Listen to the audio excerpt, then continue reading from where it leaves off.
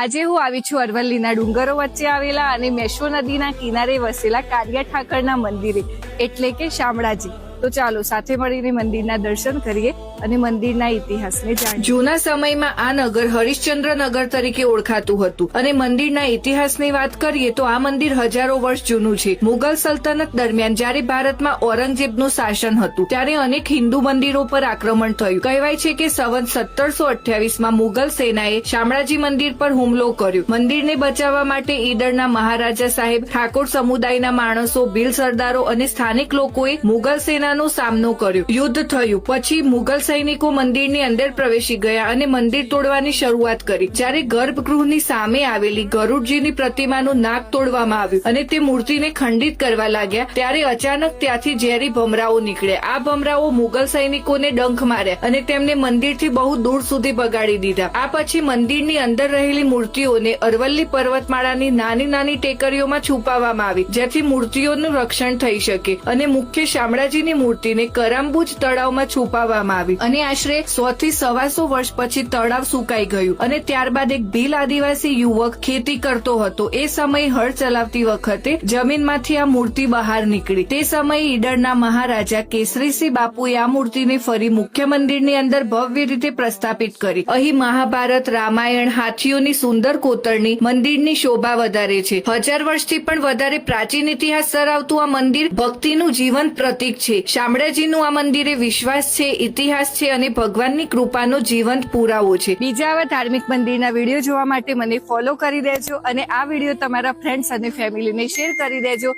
અને કોમેન્ટમાં લખી દેજો જય શ્રી કૃષ્ણ, જય શામળિયા।